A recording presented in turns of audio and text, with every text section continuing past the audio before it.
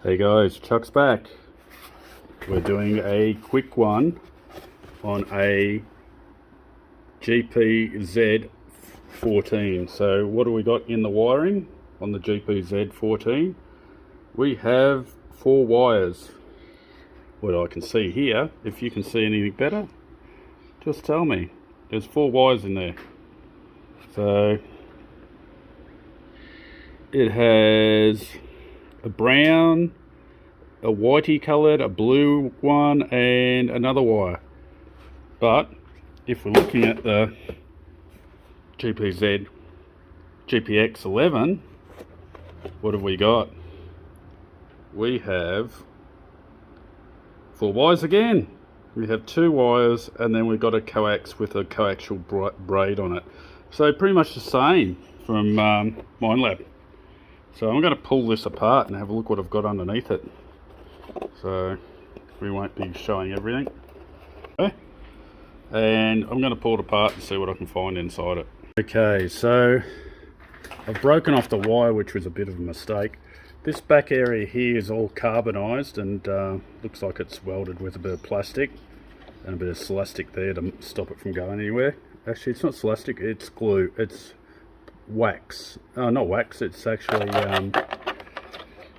plastic, melted plastic. So it has a model number, which is right there.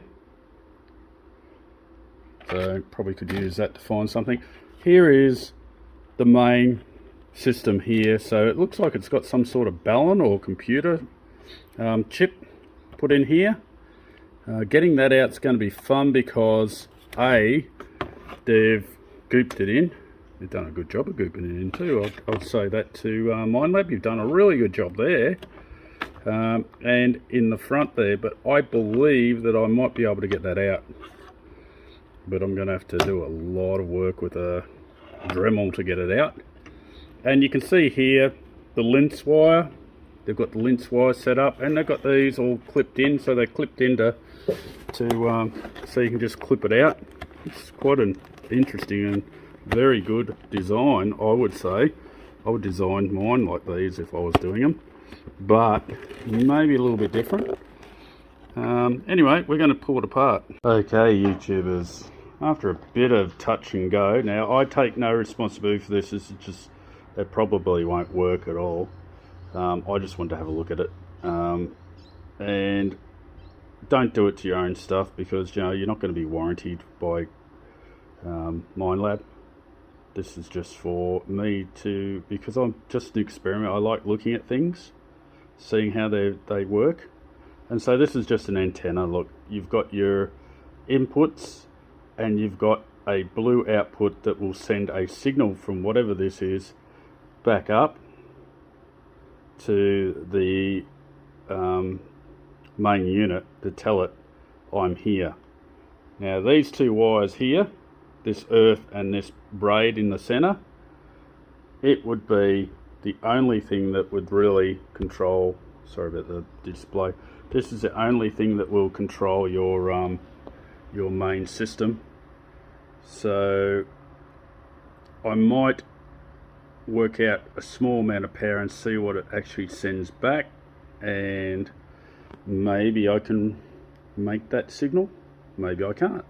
Probably can't. It's probably broken anyway, but I just want to have a look. It was really interesting to have a look at this thing. I've got that much stuff on at the moment, and don't ask me to do any make your own coil. I'm not interested, and go and buy one from Minelab, or buy one from an after dealer, because I just want to have a quick look, see what it's all about. So don't, if you're from Africa or anywhere like that, don't ask me, oh, can you do this for us? No, forget it. I know how this actually works. I know how all this is working, but I really don't want to do it again. All right? But I'm pretty impressed with the engineering that Minelab has put into this. That's what I wanted to have a look at.